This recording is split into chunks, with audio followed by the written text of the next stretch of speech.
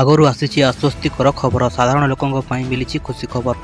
କମିଛି ପେଟ୍ରୋଲ ଓ ଡିଜେଲ ଦର। ଆସନ୍ତୁ ଜାଣିବା ଆପଣ ସହରରେ କେତେ ରହିଛି ପେଟ୍ରୋଲ ଡିଜେଲ ଦର।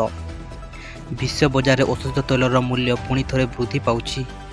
ଭ୍ୟାଲେଣ୍ଟାଇନ୍ ଡେ ପୂର୍ବରୁ ପେଟ୍ରୋଲ ଏବଂ ଡିଜେଲ ମୂଲ୍ୟ ମଧ୍ୟ ଏହାର ପ୍ରଭାବ ଦୃଶ୍ୟମାନ ହୋଇଥିଲା। ମଙ୍ଗଳବାର ସକାଳେ ସରକାରୀ ତୈଳ କମ୍ପାନୀଗୁଡ଼ିକ ଦ୍ୱାରା ପ୍ରକାଶିତ ତୈଳ ମୂଲ୍ୟରେ ପରିବର୍ତ୍ତନ ଆସିଛି। ଆଜି ଅନେକ ସହରରେ ତେଲ ଦର ହ୍ରାସ ପାଉଛି ଓ ଅନେକ ସ୍ଥାନରେ ବୃଦ୍ଧି ପାଉଛି।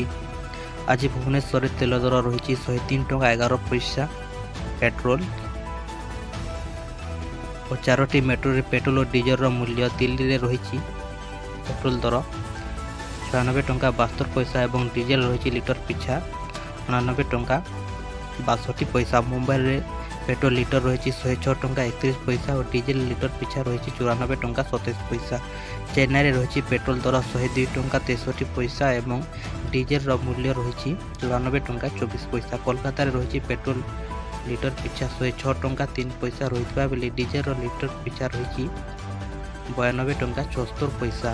ପେଟ୍ରୋଲ ଓ ଡିଜେଲର ମୂଲ୍ୟ ପ୍ରତି ସକାଳ 6ଟାରେ ବଦଳିଥାଏ। ସକାଳ 6ଟାରୁ ନୂତନ ହାର କାର୍ଯ୍ୟକାରୀ ହେବ।